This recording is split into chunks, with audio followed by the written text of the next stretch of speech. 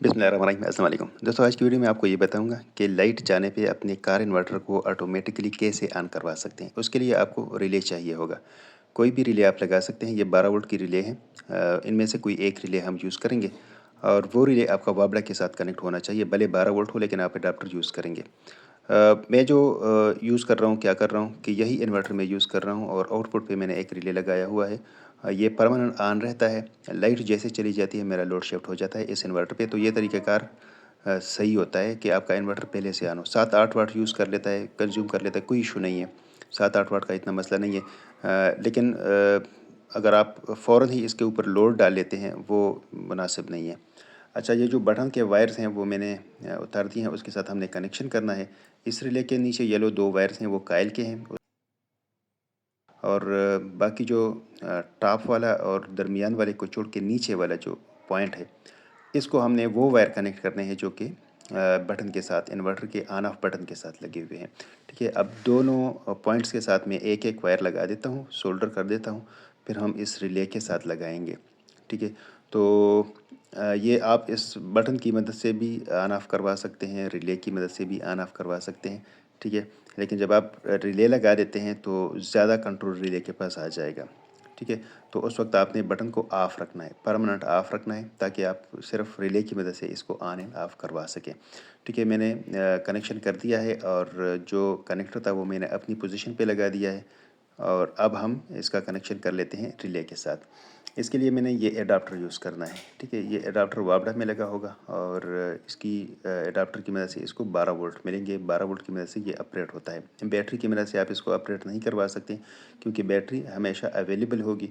तो आपने वाबड़ा की मदद से, क्योंकि वाबड़ा जब चली जाएगी तो फिर ये ऑपरेट होगा और आपके इन्वर्टर को ऑन करवा देगा। आप रिले की मूवमेंट देख सकते हैं। जैसे ही मैं कनेक्ट कर लेता हूँ तो ये रिले मूवमेंट कर लेता है, स्विचिंग कर रहा होता है। अच्छा, अब हम अगर इसको ऑफ़ पोजीशन पे कर लेते हैं तो ये हम ऑफ़ करवा सकते हैं, ऑन करवा सकते हैं, लेकिन अगर ऑन पोजीशन पे रखते हैं तो फिर ऑन नहीं होगा, क्योंकि ये बटन पैरेलल में लगा हुआ है और एक ही पॉइंट भी अगर कनेक्टेड हो तो ये ऑफ़ नहीं होगा। तो आपने इसको ऑफ़ पोजीशन में रखना है, फिर रिले को ऑपरेट करवाना है। ठीक है, अब हम इसको कनेक्ट कर लेते हैं वाबड़ा के साथ।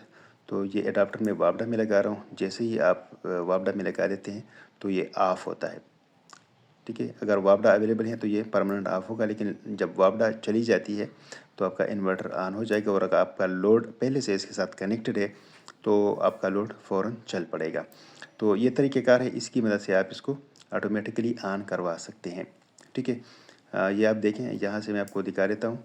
ये रिले ऑपरेट हो रहा है और जैसे लाइट चली जाती है तो इन्वर्टर आपका ऑन हो जाता है। अच्छा, तो ये बहुत सिंपल तरीका था। आपने सीख लिया कि हम कैसे इसको यूज़ कर सकते हैं, लेकिन इसके बारे में मेरा जो ज़ाती ख़्याल है, ये तरीक़ेकार ठीक नहीं है। कोई भी इक्विपमेंट होता है उसके लिए एक वार्म अप टाइम होता है। मिसाल के तौर पे आप जनरेटर ऑन कर लेते हैं तो फ़ौरन इसके ऊपर लोड नहीं डालते, बल्कि थोड़ा-सा वेट कर लेते हैं ताकि वो वार्म अप हो जाए। आप ख़ुद जब सोए हुए जाग जाते हैं, शुरू में आपको समझ नहीं आती, कुछ टाइम बाद आपको समझ आना शुरू हो जाती है कि कहाँ पे हो, क्या करना है, क्या नहीं करना। इसी तरह ये जो इक्विपमेंट्स होते हैं, इन्वर्टर हैं या कोई भी यूपीएस है, उसको भी आप कुछ टाइम दे दें, कुछ सेकंड दे दें, भले मिनट नहीं देते, कुछ सेकंड उसको दे दें।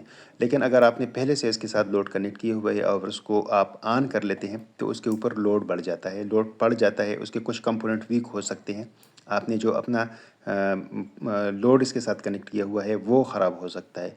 तो बेहतर ये है कि आपका इन्वर्टर परमानेंट ऑन रहे और इसकी आउटपुट पे एक रिले आप लगाएँ।